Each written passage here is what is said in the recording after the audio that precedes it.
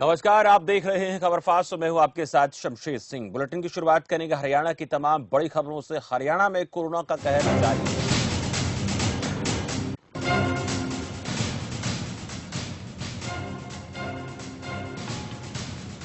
फरीदाबाद में कोरोना से एक मरीज की मौत, इस वक्त की बड़ी खबर।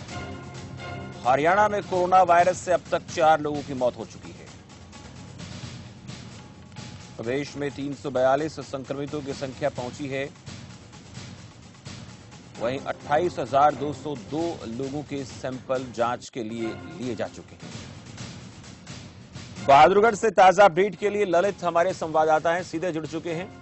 लगातार बहादुरगढ़ से मामले सामने आ रहे हैं। ललित, ताजा अपडेट क्या है? बहादुरगढ़ हॉटस्पॉट बना हुआ है कोरोना संक्रमितों के लिए।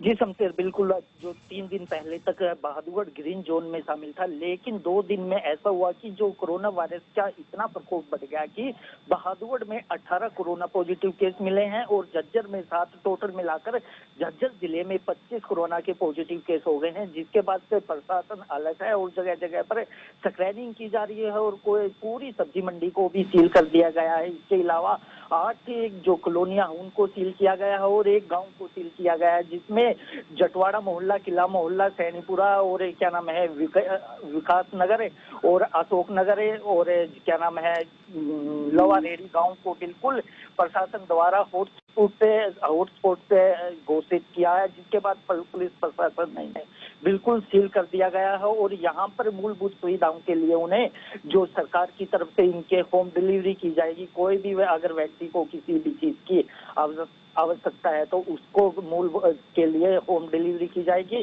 क्योंकि जितने भी सारे मामले जो सामने आए हैं वह सारे आजादपुर सब्जी मंडी के सामने आए हैं, क्योंकि जिस प्रकार से बहादुरगढ़ व झज्जर जिले में आजादपुर से फल और सब्जियां आती थी, उसी को देखते हुए यहाँ पर पहला जो केस आया था झज्जर की सब्जी मंडी का आया था। जिसके बाद जो झज्जर जिले के झज्जर की मंडी के सैंपल, रैंडम सैंपल लिए गए थे। जिसके बाद उसी को देखते हुए बहादुरगढ़ के भी मंडी के रैंडम सैंपल लिए गए, जिसके दौरान जो 16 लोग पॉजिटिव शामिल हुए पाए गए थे। जिसके बाद प्रशासन अलर्ट है और पूरी सब्जी मंडी और आसपास के एरिया को बिल्कुल सील कर दिया है। इसके बाद कल जो रैंडम सैंपल लिए गए हैं सब्जी मंडी से और जो 18 पॉजिटिव केस मिले उनके परिजनों के सैंपल लिए गए हैं। कल 380 जो नए सैंपल लिए गए हैं उनकी रिपोर्ट आ जाएगी। जैसे ही रिपोर्ट आएगी उसके बाद कुछ प्रशासन को राहत की खास तो मिलेगी, लेकिन यह देखने वाली बात होगी कि कितने पॉजिटिव मिलते हैं इसमें और कितने नहीं। क्योंकि जो 2 दिन पहले से अधिकारी अपनी पीठ थपथपा रहे थे कि अभी तक झज्जर जिले में कोई भी कोरोना पॉजिटिव केस नहीं आया है, लेकिन आया तो जो मंडी में इतना और बहादुरगढ़ जिले में बम फूटा कि जो कोरोना की जो दर थी वो काफी बढ़ गई और जो झज्जर जिले में 25 के करीब पहुंच गया। और बहादुरगढ़ की बात की जाए तो बहादुरगढ़ में 18 केस हैं, जिसमें से लगभग सभी केस सब्जी मंडी के सामने आए हैं। केवल 2 जो केस हैं जो स्टाफ नर्स स्वास्थ्य कर्मी है वह है और लगभग सारी सब्जी मंडी के हैं। जिसके बाद सब्जी मंडी को बिल्कुल सील कर दिया गया। लेकिन अब प्रशासन के सामने यह भी चुनौती है कि जिन जिन लोगों को इन्होंने सब्जी दी है और जो मंडी से सब्जी लेकर जिन्होंने कॉलोनी में डिस्ट्रीब्यूट किया, कॉलोनियों में दी है, उनकी पहचान किस प्रकार की जाएगी। क्योंकि जो प्रशासन के सामने यह एक बड़ी चुनौती होगी, जिसको लेकर प्रशासन कल से ही उसमें सर्वे में लग गया था। लेकिन अभी तक यह नहीं मालूम किया जा सका कि यह इन लोगों ने कहाँ सब्जियां बेचती हैं। पहले बिल्कुल, ये बहुत बड़ा काम है जिसके ऊपर ध्यान देने की जरूरत है, क्योंकि जिन लोगों ने सब्जी मंडी से सब्जियां खरीदी उनमें रेहड़ी वाले भी हैं, वो गली कूचों में गए हैं, वहां पर भी लोगों ने सब्जियां खरीदी हैं। अब ये भी एक बहुत बड़ा इशू हो सकता है कि जिन लोगों ने सब्जियां खरीदी हैं हो सकता है कि वो कोरोना संक्रमितों के संपर्क में आए हों। लेकिन ललित, एक चीज और आपसे जानेंगे, बहादुरगढ़ बॉर्डर को सील करने की बात हो रही थी, क्या पूरी तरीके से बॉर्डर सील है और वहां से जो आने जाने वाले लोग हैं उन पर पूरी तरह से प्रतिबंध लगा दिया गया है, या फिर जैसे हम कुछ समय पहले बात कर रहे थे कि जो बड़े अधिकारी हैं, बड़ी पहुंच वाले लोग हैं, वो आसानी से निकल पा रहे हैं? जी, सबसे बिल्कुल बात की जाए बहादुरगढ़ के बॉर्डर की, वहाँ पर बिल्कुल सील कर दिया गया है। केवल खाद्य आपूर्ति की जो सामान है, सामग्री है, वही बॉर्डर से इस पार आने दिया जा रहा है। जब से प्रशासन के आदेश आए हैं, उसके बाद से जो पुलिस प्रशासन अलर्ट है और बॉर्डरों पर जो नाकेबंदी कर कर वहाँ पर सीसीटीवी कैमरे भी लगाए गए। जब हमने खबर दिखाई कि यहाँ पर आम लोग, जो खास लोग हैं, क्रॉस कर रहे हैं, उसके बाद प्रशासन सतर्क हुआ और वहाँ पर सभी बॉर्डरों पर सीसीटीवी कैमरे भी लगा दिए गए हैं। अब जो सीसीटीवी कैमरे की निगरानी से अब लोगों पर नजर रखी जाएगी। कोई ऐसा व्यक्ति तो नहीं है जो बॉर्डर क्रॉस कर कर हरियाणा में प्रवेश करता हो। उसको लिए प्रशासन अब अलर्ट है, क्योंकि जिस प्रकार से कल एक ही दिन में 16 कोरोना पॉजिटिव केस जो बहादुरगढ़ में मिले हैं, जिसके बाद प्रशासन अलर्ट है और बिल्कुल चप्पे चप्पे पर पुलिस तैनात की गई है और जितने भी छोटे बड़े कच्चे पक्के जितने भी रास्ते थे सभी को सील कर दिया गया है। जहां पर कच्चा रास्ता था उसे जेसीबी से खोदकर वहां पर रास्ते में अवरोध पैदा कर दिया गया, क्योंकि जिस प्रकार से जो कोरोना हिस्ट्री मिली है वो सभी दिल्ली की ट्रैवलर्स की हिस्ट्री मिली है, जिसके बाद से प्रशासन ने यह अहम फैसला लिया है। बिल्कुल, ये कड़ा फैसला लिया गया है। प्रशासन बिल्कुल, इसके चलते रास्तों को सील किया गया है। जी ललित, कुछ कहना चाह रहे थे आप? जी बिल्कुल, अब प्रशासन के सामने यह एक बड़ी चुनौती होगी कि जो लोग हैं जो घरों से बाहर निकल रहे हैं उनको किस प्रकार रोका जाए, क्योंकि 18 पॉजिटिव केस मिलने के बाद भी संतेर जो लोग हैं सड़कों पर दिखाई दे रहे हैं और जो लॉकडाउन की धज्जियां उड़ा रहे हैं, क्योंकि जो सुबह शाम जो दुकानें खुलती हैं उसके कारण जो बाजार में और रेलवे रोड पर जहाँ पर दुकानें खुली हैं वहां पर काफी संख्या में लोग दिखाई दे रहे हैं। वहां पर नहीं तो सोशल डिस्टेंस की पालना की जाती है और नहीं वहां पर मास्क के भी काफी लोग ऐसे हैं मास्क के जो लगाए बगैर लगाए दिखाई देते हैं, लेकिन प्रशासन द्वारा उनके चालान भी काटे गए हैं। अभी तक 4,500 वाहनों के करीब चालान काटे गए हैं। करीब 16-20 लाख के करीब उनसे जुर्माना भी वसूला गया है और जो करीब 250 लोगों को गिरफ्तार भी किया है, लेकिन उसके बावजूद भी जो लोग हैं वह सबक नहीं ले रहे, क्योंकि जो कोरोना वायरस महामारी है एक दूसरे के संपर्क से फैलती है। उसके बावजूद भी लोग अब घरों से बाहर निकलने से परहेज नहीं कर रहे। प्रशासन बार बार लोगों से बिल्कुल, आह्वान कर रहे प्रशासन हैं की कि तरफ आप से अपने बार घरों बार में रहें आह्वान और किया जाता सुरक्षित है, रहें। बार बार उनको आगाह किया जाता है, लेकिन उसके बाद भी लोग समझने के लिए तैयार नहीं है। लेकिन प्रशासन जरूर मुस्तैद है। शुक्रिया ललित इस जानकारी के लिए। राम सिंह मार के पास चलेंगे, गोहाना से हमारे संवाददाता हैं।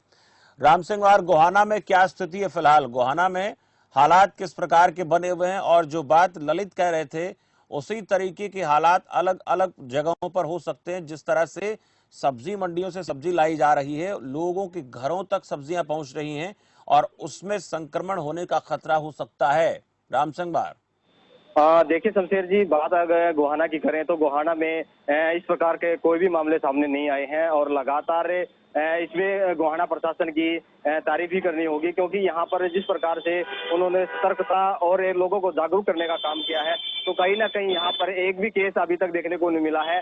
जब से लॉकडाउन हुआ है लगातार प्रशासन अपनी महत्वपूर्ण भूमिका निभा रहा है और हर प्रकार से कहीं ना कहीं जनता भी जागरूक है और लगातार, लेकिन कुछ दुकानें ऐसी हैं जहां पर सुबह शाम जो खुलती हैं वहां पर कहीं ना कहीं सोशल डिस्टेंसिंग की कभी कभी धज्जियां उड़ जाती हैं। और आज सुबह जो सब्जी मंडी का जो रूट था वो अलग ये था कि वहां पर जो किसान है सब्जियां लेकर पहुंच रहे थे, जो खरीदने के लिए अन्य जो लोग हैं वो सब्जियां लेने के लिए पहुंचे, तो वहां सोशल डिस्टेंसिंग की कुछ धज्जियां उड़ती हुई नजर आई। हालांकि गोहाना जो है वो ग्रीन जोन में है, यहाँ किसी भी प्रकार का कोई भी मामला नहीं है, लेकिन प्रशासन ने पहले से पूरी तरह से कमर कसे हुए हैं। जो स्वास्थ्य विभाग की अगर बात करें तो आइसोलेशन वार्ड जो है वो पहले से मुकम्मल किए जा चुके हैं और अलग अलग जो एक यहाँ पर जींद रोड पर एक अलग जगह है वहाँ भी अलग से बनाया गया है, एक आश्रम है वहाँ भी बनाया गया है। इसके अतिरिक्त यहाँ पर नजदीक ही खानपुर महिला मेडिकल कॉलेज है, जहां पर पूरे सोनीपत के तथा अन्य काफी जगह से कोरोना वायरस के जो टेस्ट किए जाते हैं वहां भी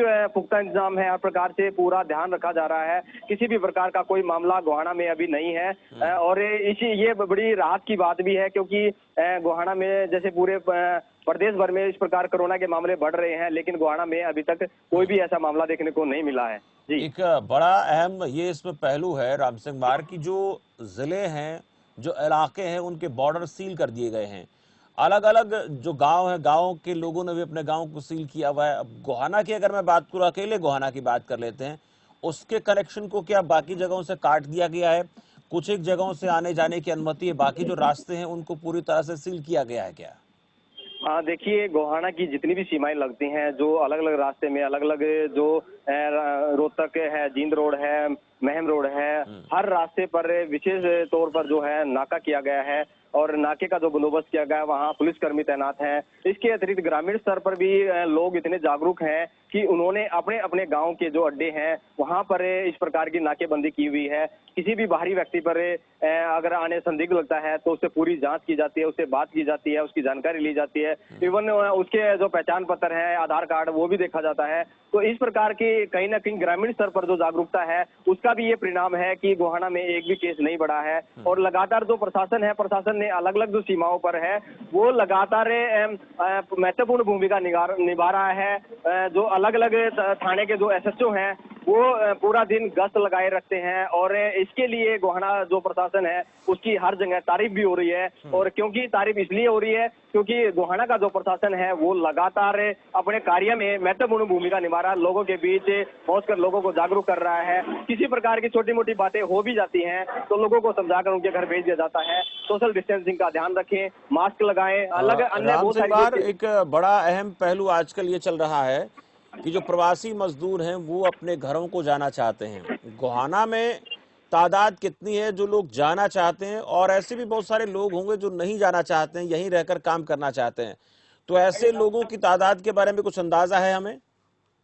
देखिए शमशेर जी, प्रवासी जो मजदूरों की बात कर रहे हैं तो प्रवासी मजदूरों के लिए प्रशासन ने पहले से भी काफी इंतजाम करके उनको जिस स्थान पर वो जाना था उस स्थान पर उनको भेज दिया, यानी कि उनके गंतव्य स्थान पर उनको भेज दिया गया। जो गोहाना की रोडवेज बस है उनकी ड्यूटी लगाई गई थी, वहां से भेजा गया है। लेकिन एक तरफ जहां गोहाना से प्रवासी जो मजदूरों का पलायन पूरे प्रदेश से भी हो रहा है तो इसकी वजह से कहीं ना कहीं लोगों को बड़ी समस्या का सामना करना पड़ रहा है। क्योंकि जहां मंडियों में प्रवासी मजदूरों की बहुत आवश्यकता होती थी और जहां सब्जी मंडियों में आवश्यकता होती थी, अब कहीं ना कहीं जो प्रवासी मजदूर हैं वो अपने घरों की तरफ रुख कर रहे हैं और कहीं ना कहीं प्रशासन भी इसमें सहयोग कर रहा है। क्योंकि लंबा समय हो गया लॉकडाउन का और लॉकडाउन के इस दौरान वो अपने परिवारों से अलग हैं। तो इस दौरान उन्होंने कहीं ना कहीं प्रशासन ने ये फैसला भी लिया, जहाँ की प्रदेश की सरकार ने ये आदेश दिया था कि जो प्रवासी मजदूर है उनके गंतव्य स्थान तक भेजा जाएगा, जो किसी भी माध्यम से है। तो गोहाना में भी इस प्रकार से लोग जाना चाहते हैं। राम सिंह मार, क्या लोग अपने घरों को जाना चाहते हैं ज्यादातर संख्या में, या यहीं पर रहकर काम करना चाहते हैं? संख्या लोगों की जाने वालों की ज्यादा है, अभी उनके अंदर उतावलापन है इस बात का? देखिए शमशेर जी, लोगों में उतावलापन बखूबी देखा जा रहा है। क्योंकि जो मजदूर वर्ग है वो लंबे समय से जहां भी वो था कहीं ना कहीं उसके सामने समस्या तो है, क्योंकि रोजगार की समस्या है। हालांकि प्रशासन द्वारा हर प्रकार का एक प्रयास किया जाता है कि मजदूरों को किसी भी प्रकार की कोई समस्या ना हो, लेकिन कहीं ना कहीं उनके अंदर एक उतावलापन देखने को मिल रहा है। क्योंकि कहीं ना कहीं परिवार से लंबे समय से उनके जो एक गैप आया है, एक दूरी आई है, उसकी वजह से भी उनमें एक उतावलापन है। हर कोई अपने घर की तरफ जाना चाह रहा है और इसी वजह से कहीं ना कहीं लगातार जो गोहाना का प्रशासन है वो भी इसमें महत्वपूर्ण भूमिका निभा रहा है। क्योंकि ऊपर से जो प्रदेश की सरकार की तरफ से जो गाइडलाइन मिली थी उसी के अनुसार प्रशासन कार्रवाई कर रहा है। और ये काफी संख्या में जो लोग हैं लगभग जा चुके हैं, बहुत कम लोग हैं जो यहाँ पर रहकर काम करना चाहते हैं, जो लंबे समय से यहाँ पर रह रहे हैं। वही लोग यहाँ रहकर अभी मंडियों में या अन्य जो जगह है मजदूरी का जो काम है वो संभाले हुए हैं। और कहीं ना कहीं एकदम मजदूरों के जाने से कहीं ना कहीं जो रोजगार की समस्या है वो तो सबके सामने है ही, रोजगार की लेकिन चुनौती भी है। और जो लोग यहाँ पर काम करवाना चाहते हैं, जिनका काम बिना मजदूरों के नहीं हो सकता, उनके सामने बहुत बड़ी चुनौती और ये आने वाले काफी दिनों तक बनी रह सकती है। शुक्रिया राम सिंह मार इस तमाम